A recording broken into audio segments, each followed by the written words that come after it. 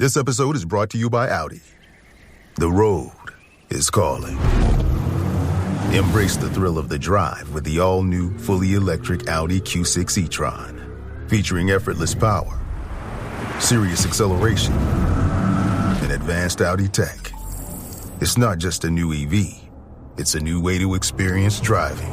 The all-new, fully electric Audi Q6 e-tron is here. The next chapter of Audi starts now. I can say to my new Samsung Galaxy S25 Ultra, hey, find a keto-friendly restaurant nearby and text it to Beth and Steve.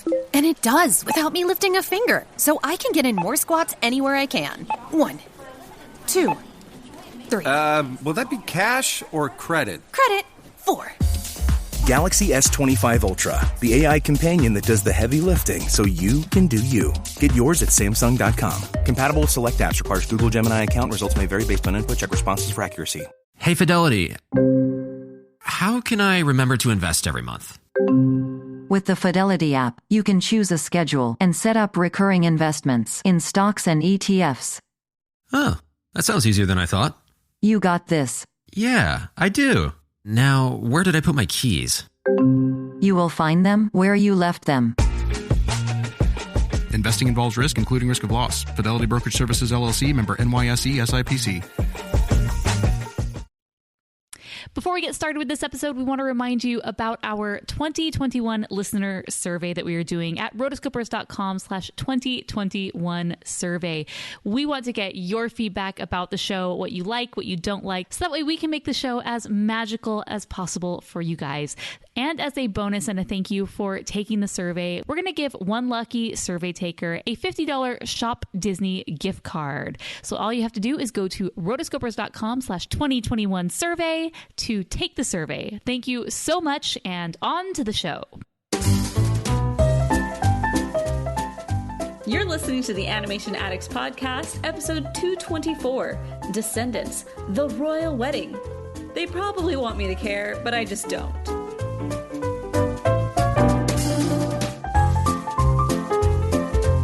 Welcome to the Animation Addicts Podcast with the Rotoscopers, the #1 place to get your animation fix with animation addicts just like you.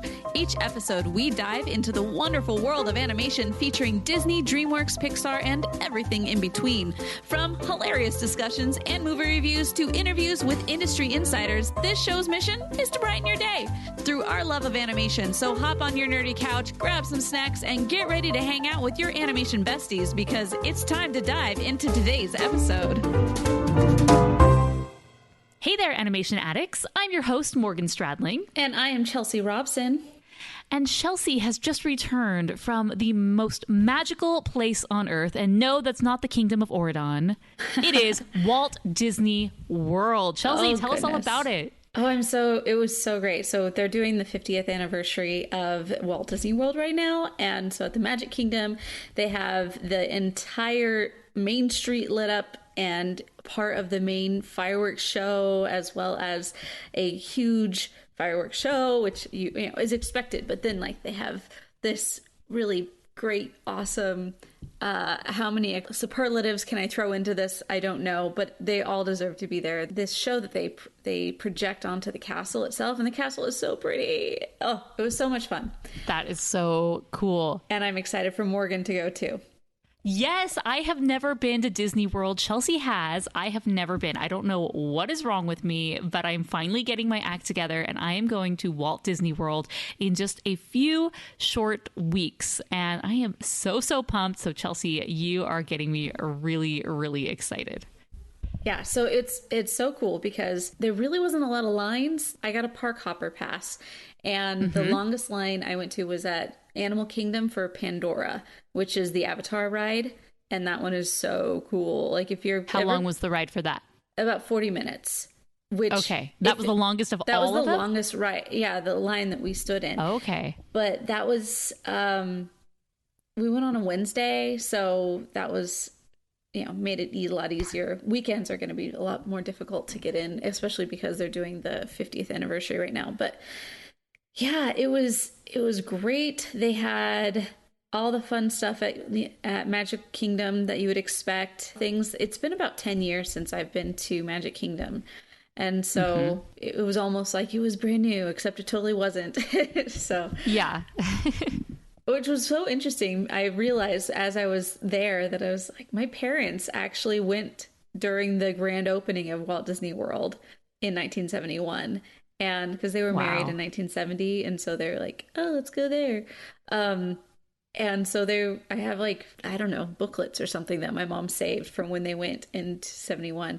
And now I'm here 50 years later. That's crazy, right? Wow. Yes, it is. So it was like, whoa, cool. But yeah, oh my gosh.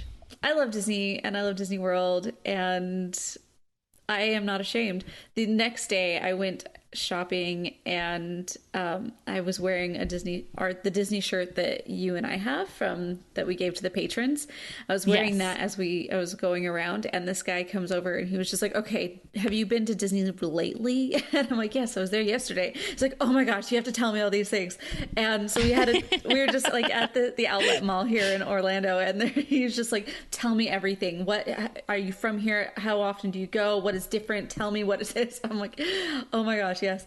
And the thing is, I am the type of person that cries easily, and especially when it comes to Disney type stuff, I lean into the cheese. Like I am so ready for it, and I love it so much. So I was talking to him I'm like, yeah, there's a point during like the castle part where I totally got emotional, and he's like, oh good, because I do too, and my partner just makes fun of me. And I'm like, well then his heart is made of stone, because this is worth crying for. That's amazing. Oh, I can't wait. It's gonna be great. So this was how I spent my last couple of days. It's been amazing. Nice. Cool. Yeah, that's an amazing shirt. So the shirt that Chelsea is referencing, it is the Walt Disney Animation Studios logo from the 90s. Yes. So if you are a millennial or you grew up in the Disney Renaissance, you know exactly what we're talking about. Do, do, do, do, do, do. That, you know, the blue one with the blue castle. So this is a gray shirt with the blue castle. So we gave that to all of our patrons. It was a lot of fun, and I love wearing that shirt. So... okay, well, with that, it's time for us to talk about another castle and another kingdom, one that people have been telling us to do forever, and that is the Descendants series. I mean, I just really want to know, have people actually been telling us to do this, or have you just been telling me to do this? Both. Okay, so when Descendants first came out, let me just preface. Here at the Almond Joy Factory, where tropical vibes abound, we use soft, fresh-tasting coconut, the crunchiest almonds, and delicious chocolate candy. Ah, but do you know what our most important ingredient is? Sometimes you feel like a nut, sometimes you don't. Almond Joy's got nuts and something even way better than that. Yes, Almond Joy is made with almonds and joy.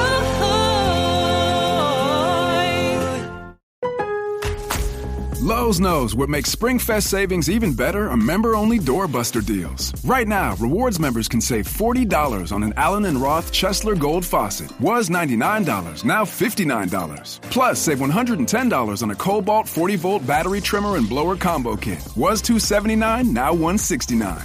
Lowe's, we help, you save. Valid through 3/24 while supplies last. Program subject to terms and conditions. Details at lowes.com/terms. Subject to change. Hey, what's up, guys? I'm Fred Warner, linebacker for the San Francisco 49ers. Abercrombie has the new suits you need, plus all the collared shirts to go with them. The Abercrombie & Fitch Collins suit is the only suit you'll ever need for any occasion. Available in slim, classic, and athletic. Pair with a collared classic. Go with a soft, easy-to-wear sweater polo or a comfortable long-sleeve shirt. With so many different fits and fabrics, you can make a look that's completely your own. Add the Abercrombie & Fitch Collins suit and new collared shirts to every occasion this season. Shop online or in store. The movie that we're going to be doing today is Descendants: The Royal Wedding. Okay, so there are 3 full-length Disney Channel original movies, and then this is the animated short, kind of wrap up about the wedding. So if you have not seen the original Descendants films, you don't necessarily have to. It's not really a precursor, but it's very much recommended so you can get all the history and the backstory. But that being said, nope. Ever since this came out, I believe 2014, the first one came out, 2015, this was something that was like, oh, this is perfect. This is like right up our alley, something that we absolutely will love. It's the kids of the Disney characters, both the heroes and the villains. What's not to love? It's a Disney Channel original movie. Over the years, these have gotten bigger and bigger and bigger and better and better and better. It was a musical, and I just never got around to watching it. And so finally, I saw this animated one, and the preview was a little bit deceiving, I will say. The little 30-second commercial that they had where I was like, animated. Ooh, I kind of like the look of this. We'll put a pin in that. We will come back to that. And so I said, okay, I'm in. I'm going to watch this. And so I ended up, binging the 3 and then watching this one. But yes, Chelsea, of course, after I saw it, I was like, well, I've already watched this. Now it's time to podcast about it. Chelsea, get with the program. Although some people in the patron group, they have been asking us to review this particular one as well. So I'm not just making this up. It was requested by both parties. Perfect. Well, so it's not planned this way, but actually last episode when we did the very best villain songs, we had like random villain songs popping into our head, and Morgan's like, oh, let's just do that next. And I was like, oh, dang it. Okay. Because I teed you up for that. I had seen parts of the first one and parts of the second one. I hadn't seen any of the third, and I had not seen the animated one. And so today, how you do anything is how you do everything. So you can't just scrimp and not watch these things if you're going to be watching the final one. So I'm like, okay, I did my own little marathon of all 3 in a row, and then followed by the animated one. And after the animated one pops up these CGI 2-minute short things, and I'm like, oh no, I'm not doing that. We're stopping. I know. I saw the same one too. I'm like, should I? No, I've had enough. We're at stopping. This point. Which although I did preview them because those are called Wicked World, I think. Yes. And I thought, let's just get a taste, because I guess the elephant in the room is the traditional animation that they use for this. I was like, okay, let's check out the animation there. It's CGI. It's interesting. Why did they not go with the CGI? And there's so much history that we will not know about this film. But the CGI is okay. I just hopped in there and I got a little peek and watched, 30 seconds. And I said, okay, like, this is okay. This is significantly better than what we got here. Yeah. Yeah. So put a pin in that. We will talk about it. I know the anticipation. You guys are just foaming at the mouth wanting to talk about the animation of this. And trust me, we all are. We're not the only ones who thought this. But let's just, before we even get started talking about this film, let's just talk about the other 3 really quickly, just to kick it off. Since I've went through all the trouble of watching all 3, I'm going to talk about all 3 at this point. Yes. Yeah. This is our opportunity to get anything off our chest about the first 3 films. All right. So for anybody who hasn't seen this, you can either stop now and go watch them, or I'm just going to go ahead and spoil all 3 right now. Is that cool? That's cool. All right. That's cool. All right. This is basically what I got from this whole thing. So first off, we've got Belle and Adam, aka the Beast, get married and centralize all the power of the other kingdoms to create one giant pseudo-empire, and they call it the United States of Aragon. All right. Yep. Then they decide to round up all of the, unmentionables, all of the underlings of villains, and send them to their own island in a very England to Australia kind of way in the 1800s. This is how I'm getting out of this. Those villains then have kids of their own. Belle and Adam have a kid, and for some reason decide to pass the throne to their son at age 16. I'm guessing it's really, at this point I'm thinking, okay, why? It's got to be just like a figurehead position, if anything, because why would you put... I don't understand. Whenever they do this in movies, they're like, oh, you're coming of age at 18 you get the crown. I'm like, No way would they do this. They would not. Obviously. I'm just happy to give it up. No, that's not how typically these monarchs work. Except for in movies when they have, an up-and-coming youngster who they want to be the lead. And, then they go from there. Like, I was thinking, what did I just watch? I watched the Amazon Cinderella, and it was kind of the same situation. I'm like, come on. No one's buying this crap, especially when the dad, typically it's very patriarchal in these, monarchies. Like, especially, like, I understand maybe if the mom's still alive and he's the heir, and then, like, you're waiting until he turns 18.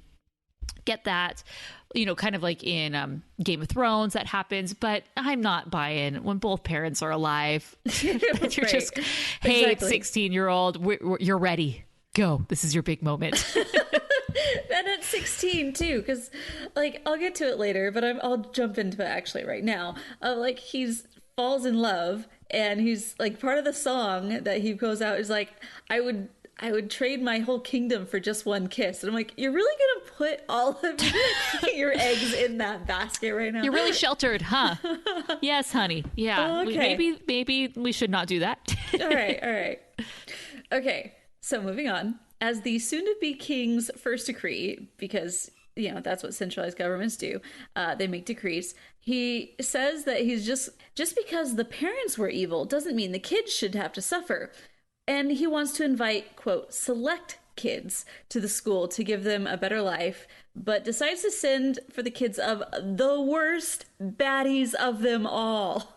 Like, you don't even go for, like, some of the underling, like, the random guy who's... Madam Mim's daughter. Yeah. Right, I mean, you're not going for, like, the like, second-rate villains. Like, you're going for the baddest of the baddies and getting their kids. Okay.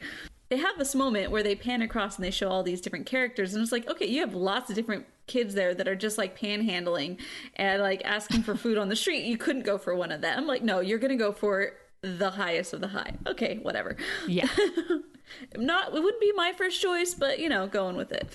But they did have a cool song, I'm bad. Because I'm bad, you're bad. Oh, wait, no, not That's not not that how one. it goes at all. I don't take it. No, I was thinking the Michael Jackson one. I know. But it's like they have their, like, oh, yeah, we're bad song. And then Maleficent, per the script, tells her daughter, Mal, to bring back the godmother's magic wand so she can fulfill her quest for world domination. I mean, here's the other thing is, unknowingly, Beast has actually made it a whole lot easier for a world domination power to take over, considering he's united all the kingdoms, and now there's only one, as opposed to, like, multiple federalism type thing going on here. But, whatever. Mal and Evie, they go to this new school, plus the two boys, and will they follow their parents' footsteps? I don't know. Will they change their ways or help the baddies take over the world? As a spoiler, at the end, there is a giant dance party, because that's how we end these things. Of course. So that's movie number one. Why wouldn't you? Maleficent was played by the amazing Kristen Chenoweth, who became way, way, way too expensive, and they could never bring her back. If they want to reference her, let's just make her dragon form, which makes no sense. Right. Why is she the only one who's kind of contained as a dragon? But it's because she costs too much. So there we go, honey. Like, we have to do something about this. But the thing is, it got us there. The fact that she was in it got a lot of people to watch it. So, okay. Yeah. And now you're stuck because you've sat through an hour and a half of this first one. So now you got to watch the next one. She has a really cool song that's like, do you want to be evil like me? And I just have to say, I'm a much bigger fan of her as Maleficent than any of the other versions of Maleficent, just because I love her so much. So that's where I am with her. You've got Mal, who's played by Dove Cameron, and I don't know much about her other than what I've seen in the last 3 movies. The evil queen was the lady from Sister Act that I can't like see her in any other role. Kathy Najimy. I don't know how to say your last name. I'm sorry. But I like how she's gone from like super evil queen to just really like vanity before sanity. I just really want everybody to look at me like super vain and superficial, but kind of like like a dumb blonde type thing. She like plays that kind of a card. I don't know. But I like her. You got Evie. So Maleficent to Mal, and then Evil Queen to Evie. And then you have Jafar to just Jay, which, side note, hey Seth from Twilight. Oh, yes. Boo Boo Stewart. He got a little older. Yes. A little older, a little buffer. I'll take it. And then you have Cruella de Vil, and then to Carlos. Like, you couldn't do anything close to Cruella to Carla. Like, everybody else's names are very close except for that one, but it's cool. It's cool. Yeah. So those are the four. It's kind of like a test run that they're doing in this initial, like movie to see, is it going to work out? Are they going to be okay? He's being this kind of putting an olive branch out to the baddies, but at no point in time does it seem like he's ever, future, obviously this happens, but at the very beginning, it's like, hey, the sins of the parents shouldn't fall in the sins of the children. So, hey, you guys can come to school with us. Right. And yeah, so that's where everything takes off. And I thought the first one was okay. Like, I liked more or less everything they were doing with it. Initially, this wasn't supposed to be a musical at all. But when the director the director is Kenny Ortega, and he is best known for his involvement in a lot of musicals, specifically the High School Musical series. And so when he was brought on, he was like, no, of course I'm going to make this a musical. Why wouldn't you make this a musical? Exactly. And I think that's one of the things that really stepped it up a notch. And another thing is, I really love the costume design in this first film, and then it carries off over into the second and the third one. Apparently it was one of the winners or runners up for Project Runway. Ooh. And so she really got to cut her teeth and create some really, really cool designs. I just love how bold and bright they are. There's a lot of texture and fabrics and really, really good stuff. So I liked that. But yeah, she's all about the bedazzle gun too. Oh, yes. Yeah, she busted that thing out. She probably had to buy 10 of them because they were probably dying with the amount of bedazzling that she was doing. So really, really good stuff. So yeah, the second and the third one. The second one, that's where Ursula's daughter comes about. And again, another epic dance party. When I was texting Chelsea, I was watching it. She was like, I'm like, hey, I was watching the second one. And she's like, oh, is that the one where they have the big water dance party at the end? That's all I know about it. I'm like, yep. So every single one of them. Yeah. No, the second movie, you have the Royal Cotillion, where she will officially be made Lady of the Court.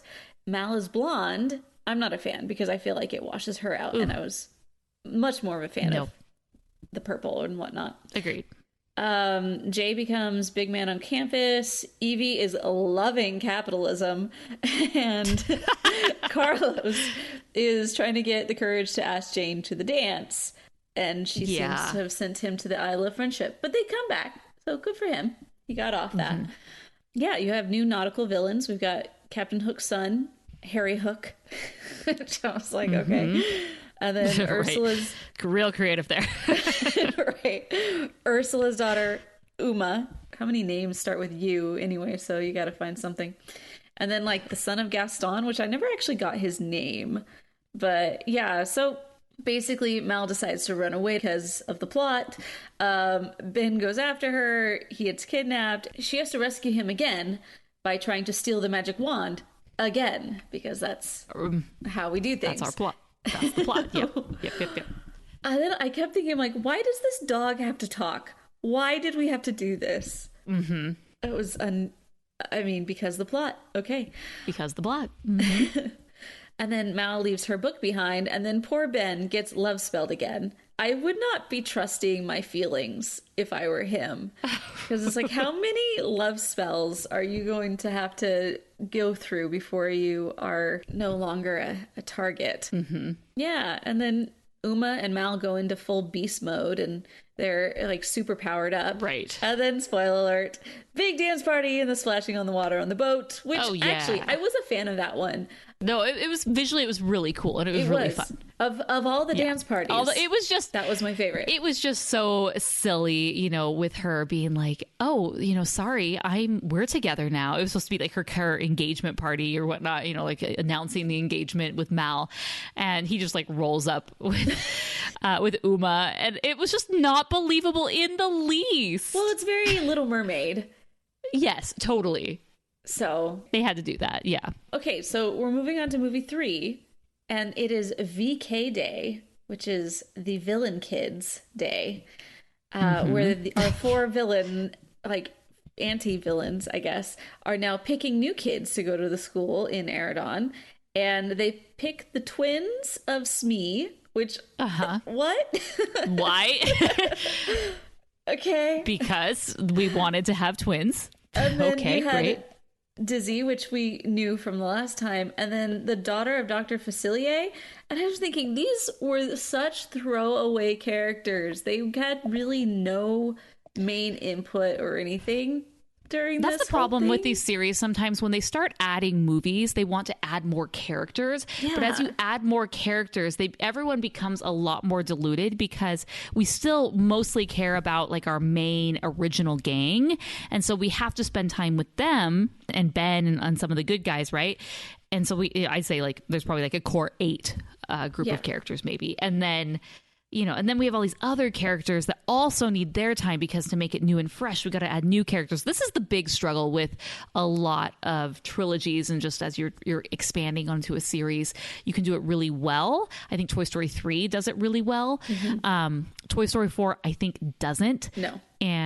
But yeah, so there's this balance of the new and the old. And I think sometimes like we don't necessarily need a new. And I think that's what's happening in this one. It's like, okay, we brought in the new just to say that we did, but are they really necessary? Do we really care about them? No, we just did it to say that we did it, but we just want to go back to what we know, and what we know is good. So I feel like that's why at the end of the day, ultimately they're kind of throwaway. Oh, yeah, completely throwaway. And they just they literally couched them. They just like, okay, you're going to fall asleep on this couch for the rest of this movie. Yes. So anyway, we see Ben again, and Ben has gone brunette, and I'm thinking, what is up with that? I liked you much better as a blonde. But anyway, moving on.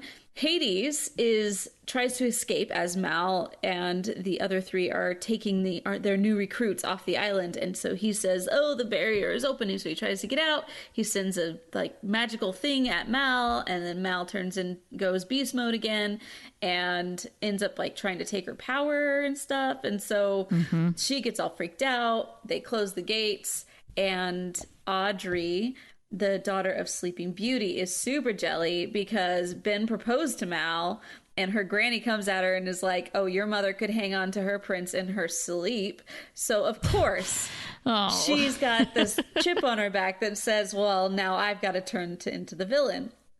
So while she is going off and stealing all of these things, Mal and the rest Which of the... it's not even that hard. That was the most frustrating thing. They have basically like a museum of these magical artifacts with a horrible security guard, and really anyone can just walk in. And then magic is not hard in this universe. Magic is literally, if you have the enchanted object, boom, powers, and you're a master at all of the powers. So I thought that was kind of unbelievable, but hey, it's a Disney Channel original movie. Who am I to poke fun at it? But yeah, so when she goes off, she steals a crown because, she wants to be the queen, and Maleficent's scepter. And then everybody thinks that it's Uma, and Mal decides that she's like, okay, in order to save my own situation, I'm just going to have them close the barrier forever. And then all of the other villain kids are like, well, that's not good, because look at us. How did you put yourself higher than any of the other people that haven't been able to get off the island? And we need to be able to let them off the island. And so that's kind of what's going on in their heads. But yeah, then Audrey turns Mal into an old hag, and very much Beauty and the Beast wise. And I'm thinking, I really wanted them to pay that off more. Or this does happen in Swan Princess, A Royal Wedding. This is true. You have not seen this one, but that happens. So Odette gets turned into an old hag. So maybe they're stealing plot points. Oh, well, gosh. no, that came out in 2020. So this actually, Swan Princess stole plot points from this one. Oh, okay. There you go. But yeah, they turn her into an old hag, and you're thinking it's going to be really difficult for her to turn back to normal, but no, it's going to be super easy, barely an inconvenience. She just has to go back into the Isle, and bad magic doesn't work over there, so she's back to normal. Then the only way to fix this whole thing is for you to get the spark of Prometheus, I think, and Hades has it. And so they have to go and find him and get it. And plot twist, Hades is Mal's dad. So so now eventually these reasons. papas were gonna have to come. Yep. That's why she wanted to keep him in, and why she was so like, close it. But yeah, so he ends up giving her the spark after a nice little musical number, and then says that you can't get it wet, and then enters Uma, because the plot. Uma took it, and they're like, no, the spark is gonna go out because you're a water demon thing. And she's like, it's all cool. Like, just keeps it. It's like, none of these have like long-term effects. none of these like rules that they put out have any long-term effects. Yeah, so now they have to like start working together. Ben gets turned into the beast, and I'm just going to say facial hair does not work for him. Oh, no. Not at all. You know I'm never a fan of facial hair, but I was not a fan of it at all. No, it does not work. And okay. Anyway, then they're like, it'll all be better later, right, Mal? Because we're going to let all of the VKs out. Oh, wait, we aren't? What? You lied to me? And then Mal goes beast mode again in order to go up against Audrey and the Magic Scepter. And Uma decides she'll never be able to take her alone, so I'm just going to go ahead and forgive Mal, and go up with Mal to defeat Audrey together. And then after all of that, Audrey is like struck and can barely get up, and she's like fading away. She's gonna die. And the only way to save her is for Hades to come with the Prometheus spark to be able to bring her life back.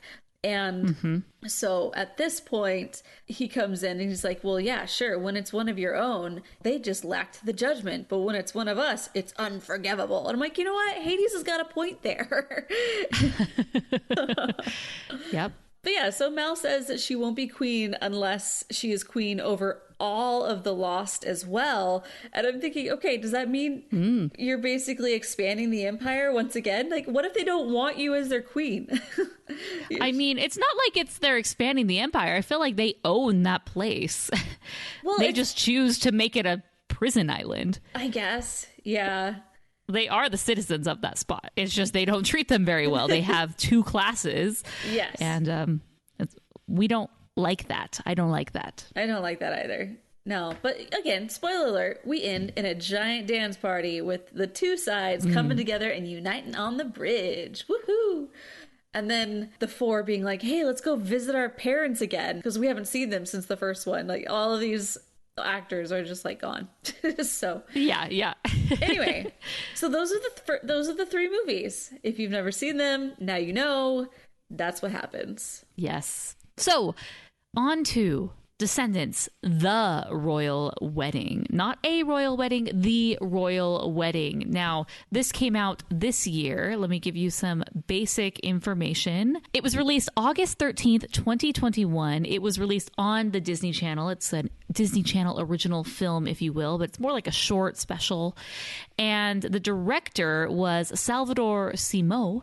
So not the same director who directed the first three. It shows a little bit, but the biggest thing is that there were quite a few different production companies that were involved in this, specifically for the animation. So we obviously have, the Disney television animation, but they brought in other studios to help, which a lot of studios obviously do. They just spread the workload. It was Bad Angels Productions and 5678 Productions. It's starring the original cast except for Carlos. The actor, died in 2019, and it was really sad. And so instead of recasting him, they just decided just to not really have him in there. And there's just a little blink and you miss it sort of moment where they talk about him, but they don't talk about it. I know. They don't say what happened. They're like, yeah, we just really miss him. They're like, we don't want to open this can of worms. I don't know. Let's just lead off with that, because I personally felt that I wasn't really invested in the characters or the actors as much as probably the target demographic was. Oh, yeah. So this was a big deal. But it just felt a little weird to not have him. I'm kind of two ways.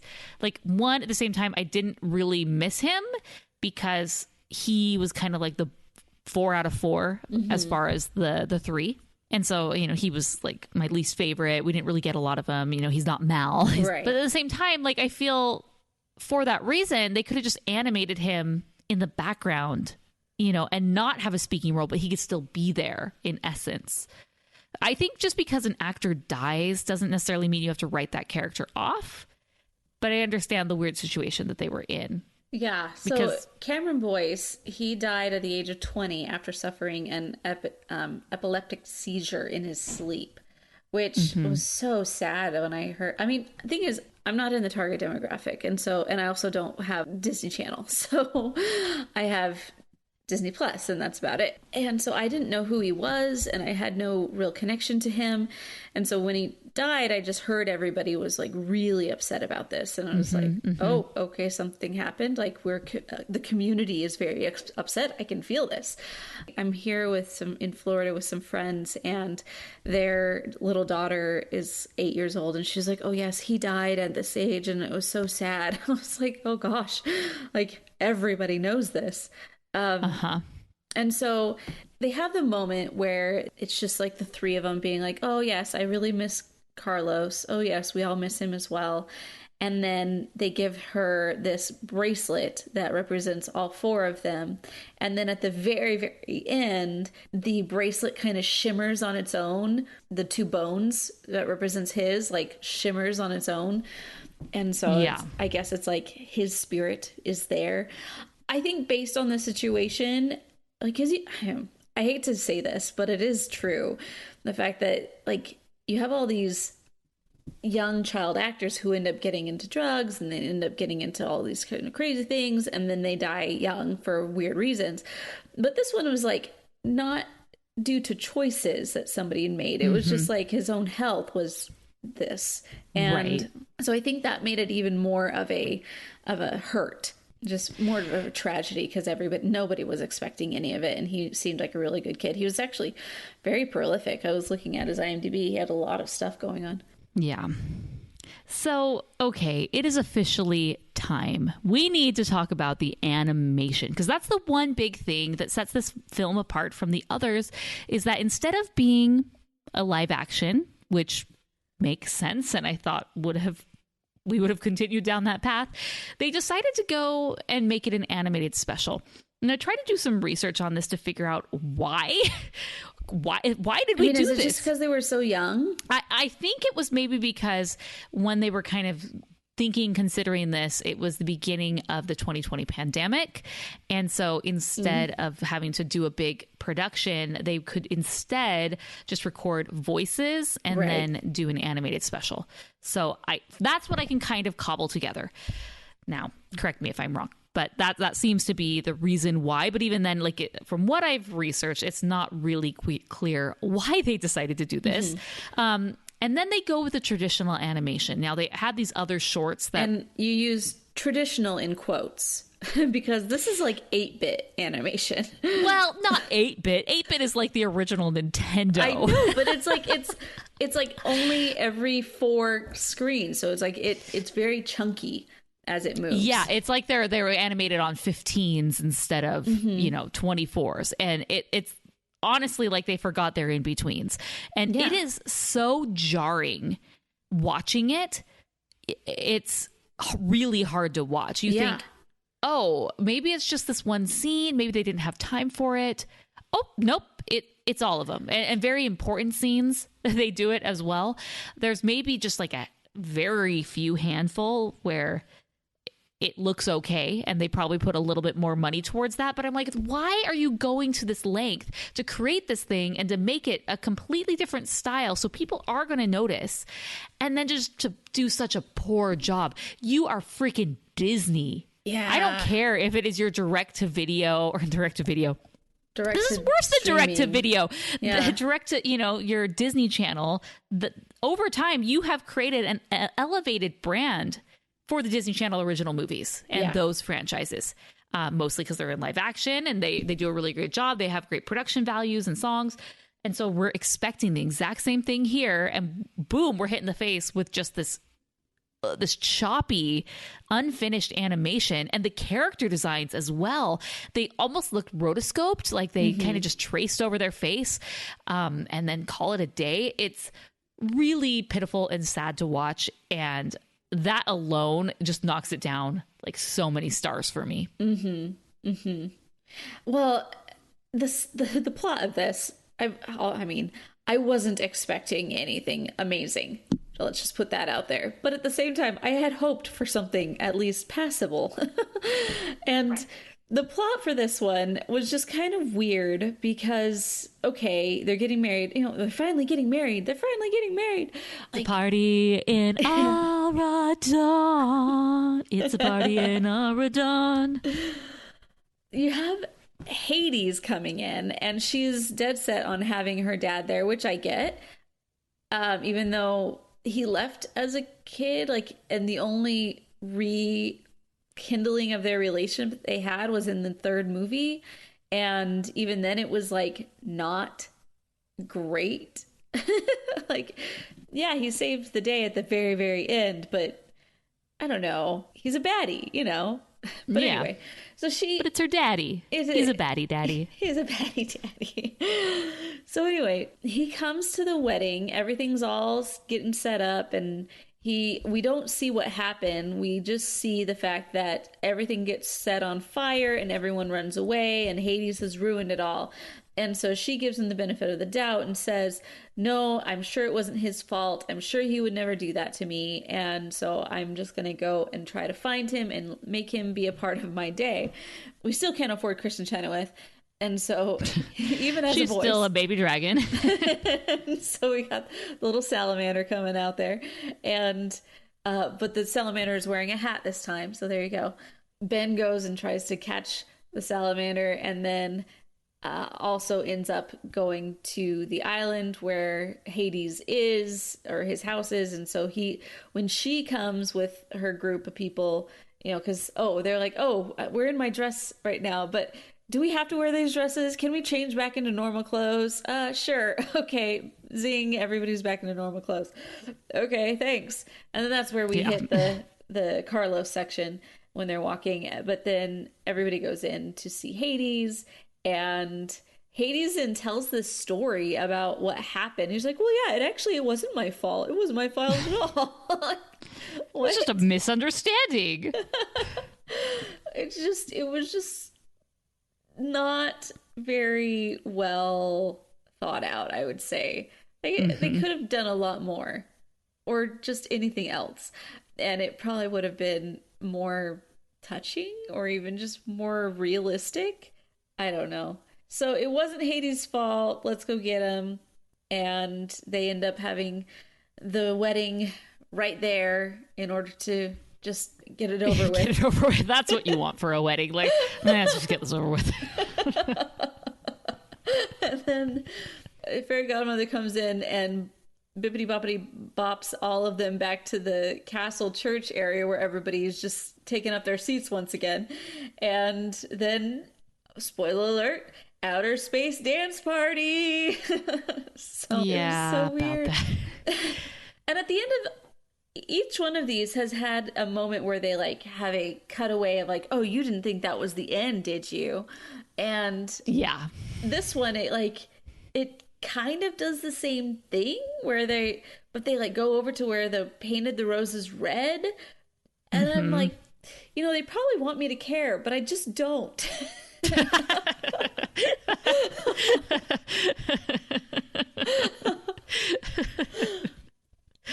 So that's the whole royal wedding, or the royal wedding. Yes. Yeah, it's so sad because they couldn't even scramble together half of a plot. You know, the whole Hades things gets resolved before the half of time of the show. Yeah. You know, within the first 7 minutes, it's like, okay, yeah, oops, it was just an accident. Okay, cool, Dad. You know, and then the rest of it's just kind of talking about Carlos and missing him and like, oh, what are we going to do? There's no point in this. There's no point, which It's fine. It's the wedding. The wedding is the point. But they kind of had to manufacture all this drama leading up to it. And it led the final wedding, which was really supposed to be the climax and thing you were looking forward to, just kind of feel like a letdown, especially with how it was handled. Like, okay, let's just do it here. And I don't know. I'm always like, no, you need to be prim and proper and get everything done the right way. And so I just was like, no. Oh, the most important people are here already. But it's cool. The most important people can be there too. Let's go. Right. So they're just, okay, great. They're going to be, they're finally getting married. But it was boring. At this point, it's like, how many times have we kind of like seen these characters before? There was nothing new, nothing exciting. Hades, they just have to like make him a bad guy because he is a bad guy. And I didn't love it. I'm sorry. I didn't at all. The animation was really hard to watch. Yeah. And then, you don't even have, there obviously are films where the animation is so poor quality. You overlook it because the story is so engaging. The characters are so incredible, but that was not the case for this. Well, even if you were to compare this to Tangled Forever After, the Forever After short didn't have any major plot changes. It was, trying to get the ring from one place to another. So it's not like it was dire like dads ruining the wedding, but right. It was somehow a whole lot more engaging than this was. Yeah, and that's why I feel like this series and franchise has kind of fizzled out. Mm-hmm. The first one I thought was good. It was good enough. Second, meh, okay. And third, I just really lost interest. The whole Audrey thing, I was like, oh, please. I do not buy this at all. That suddenly she just flips and turns bad. But at the same time, I liked that one because it shows like anyone can be bad. Anyone can be good. It's not necessarily, who your parents are. But it just like wasn't believable. So I don't know. I'm really not sure what else to say about this one. Just woof. The animation. Woof, woof, woof. Speaking of Carlos. Yeah. Or Dude is the dog's name. Yeah. And the dog keeps talking. Why does the dog have to talk? No, get him out of here. No. I don't get it. Why? It's like they have these little bits from previous ones. They're like, oh, wouldn't that be cool if? Oh, remember that? Yeah. No. Let's leave that in the past. Yeah. So, I mean, if you're looking at the whole series as a whole, I didn't need to see the third. The first and second were actually pretty good. And no, I wouldn't say go straight to solid, but for a Disney Channel original movie, solid, Yeah. So what would you rate it? Would you rate this film, and then would you rate the series as a whole? Okay, so this film, 1 star. Like, it's just... And it maybe could just be because I had just spent the last 5 hours watching all of these, so I was like, yeah, okay. But, yeah, I really wasn't impressed, and I didn't feel like it... It was like, okay, whatever. The series as a whole... I would give the series as a whole like 3 stars, 3.5 for the first 2. But yeah, that's where I'm at. Yeah, I'm going to give this one, I don't know, 1.5 stars. The animation just pulls it down probably 3 stars alone. Yeah. It's really bad to watch. It's a really poor showing for Disney. You're known for animation. So if you're going to take an original property that's live action and you're going to turn it animated, we're expecting really good stuff.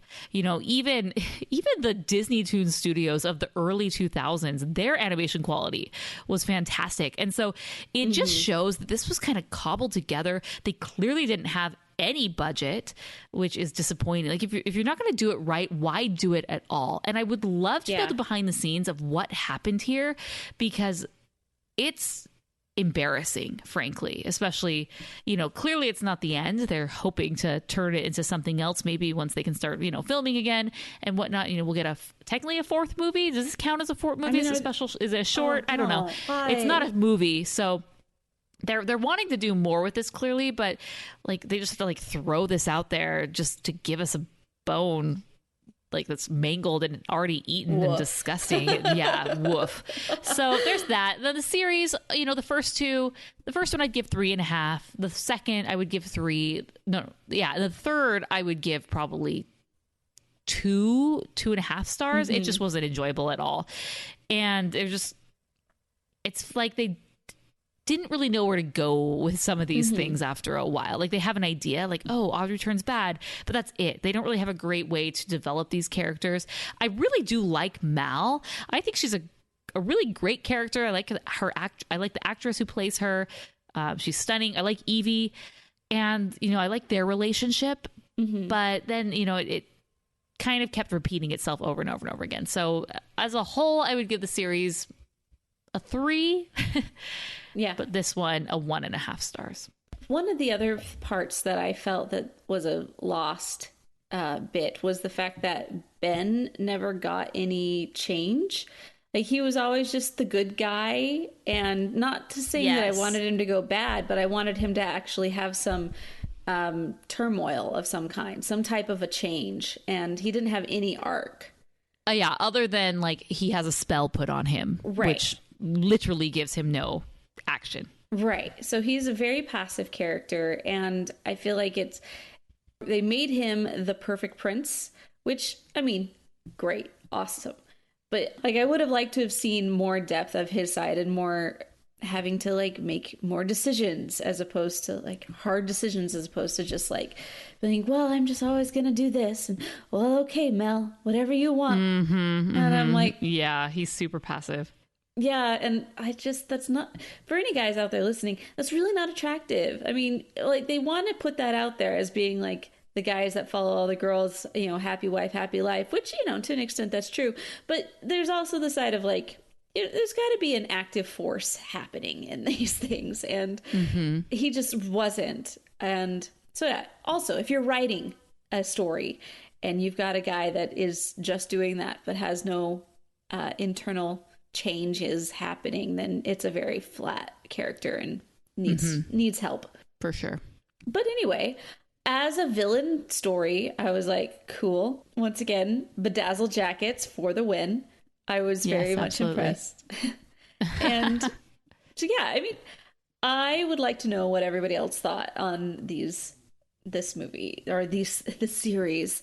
For anybody who has gone in and wants to have their little rant, we invite you to rant along with us. Yeah. Well, one more mini rant about the animation. They have the models already created for the CGI characters, and they looked okay. They looked okay enough. And I just don't understand. They have 2 seasons of that. And granted, they're all like 2 minutes why they long, couldn't just, hey, we already have this. Let's just use this. People are already kind of familiar with this style. Let's just keep it going. Like, why did we have to go full 2D and just like give 2D a bad rap? Not a fan. Yeah. I need someone to pull the cover behind what really, really happened here. I would love to know.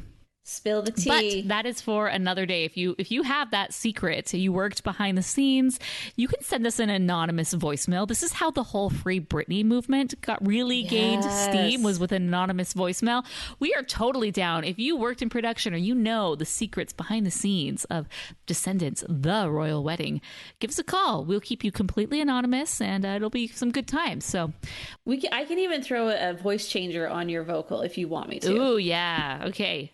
Or if you have any behind the scenes about anything in any other production studio, send it our way. Rotoscopers.com/voicemails. We would definitely, for a nerdy couch discussion, we can do a tea episode. We could turn this into a drama podcast, animation drama channel. Okay, I'm here for it.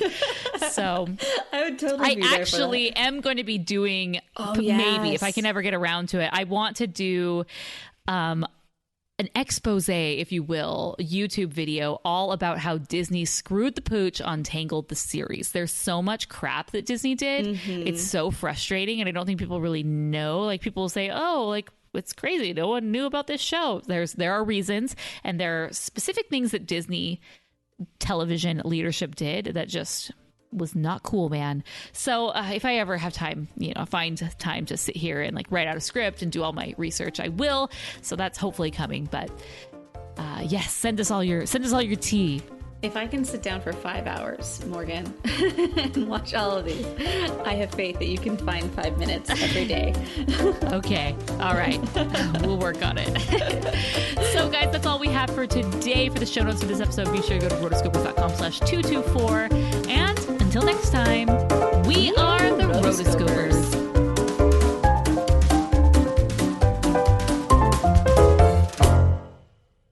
I'm leaving space for you to say something. Oh, those are all okay. Well, I mean, quick note: these movies like this really were what romanticized the ideas of like going away to boarding schools as a kid. It's like Harry Potter, things like this. It was like, oh, let's go to a castle and live in one of those. That'd be great. Yeah. That's into that story. You've been listening to the Animation Addicts Podcast. If you enjoyed this episode, don't forget to subscribe and be sure to leave us a 5-star review. We're available on Apple Podcasts, Spotify, and wherever you listen to podcasts. And if you want to help spread the word, be sure to share the podcast with your friends on social media. Just don't forget to tag us at Rotoscopers on Instagram and use the hashtag Animation Addicts. For all the links and full show notes for this episode, go to rotoscopers.com/podcast. Now, if you still can't get enough for your animation fix, be sure to subscribe to us on YouTube and visit rotoscopers.com for more animation news, reviews, and